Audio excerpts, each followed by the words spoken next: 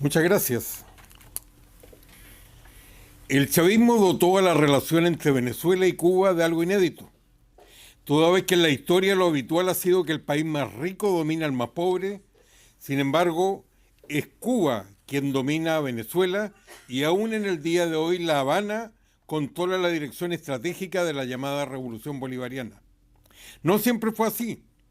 Venezuela votó en enero de 1962 para expulsar a Cuba de la OEA y en julio de 1964 solicitó que se le impusieran sanciones después que armamento fuera descubierto en una playa venezolana para uso de la guerrilla castrista. Aún más grave sería el desembarco de Chorucuto, donde en mayo de 1967 el ejército frustró la invasión conjunta de oficiales cubanos y guerrilleros venezolanos. Y antes, el año anterior, Castro envió militares cubanos para fortalecer la guerrilla de Douglas Bravo que intentaba derrocar el gobierno democrático de Raúl Leoni. ¿Por qué actuaba así Cuba? Por la misma razón que iría a condicionar su actuación en la relación entre Chávez y Castro, el petróleo. Ninguna novedad, toda vez que el primer viaje de Castro al extranjero fue a Venezuela el 23 de enero de 1959. En ese viaje Fidel Castro se reunió con Rómulo Betancourt, le pide un préstamo y le propone un acuerdo en el que Venezuela vendía petróleo a Cuba a precio preferencial. Sin embargo, Betancourt se niega, negativa que explica la evolución posterior de los acontecimientos, incluyendo la agresión armada. Al menos desde entonces hay una constante en Castro, su deseo que la riqueza petrolera de Venezuela fuera funcional a su revolución.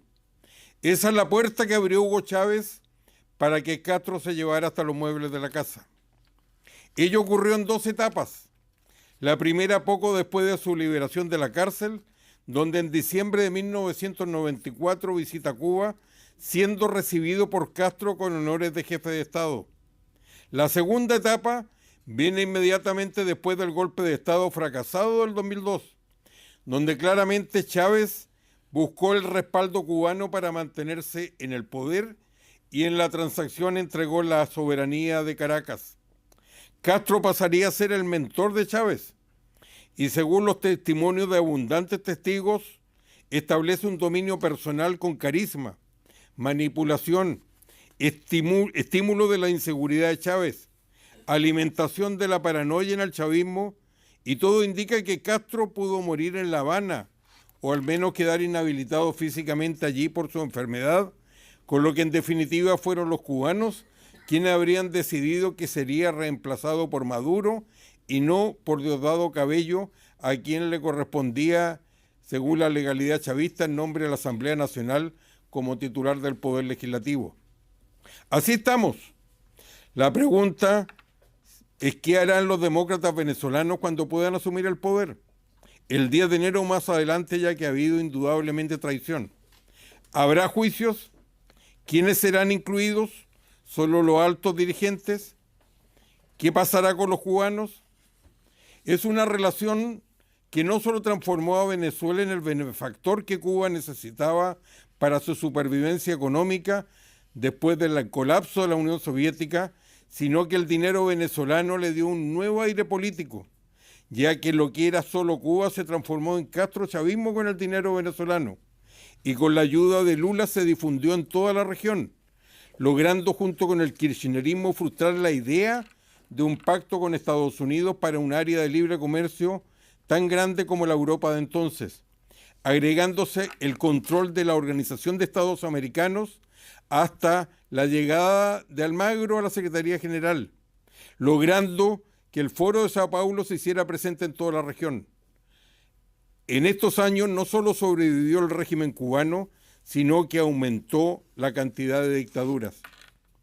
Una vez recuperada, se propone la democracia transparentar todo, divulgando lo que hizo Caracas para comprar voluntades y aumentar la corrupción en América Latina en la búsqueda de estos objetivos.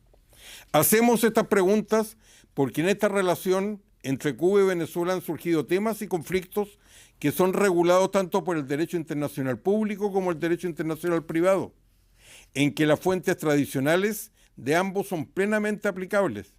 sean tratados o principios generales del derecho, y por la innegable razón que la colaboración de autoridades del Estado venezolano ha sido voluntaria en esta traición, quienes han sido además contumaces en la reiteración de los delitos donde ha habido impunidad y rebeldía de quienes han huido de la justicia de países que lo han requerido, como Argentina o Estados Unidos.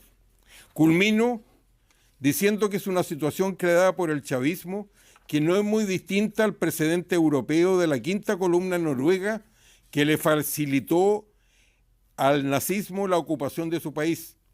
Y la Venezuela democrática podría innovar desarrollando este juicio.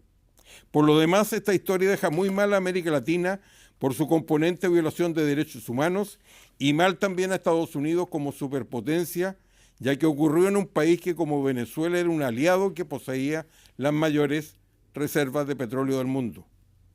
Motivo adicional para que esta situación entre Venezuela, esta ocupación de Cuba por Venezuela, se incorpore como delito contra la democracia, llenando el vacío hoy existente en la Carta Democrática de la región. Muchas gracias.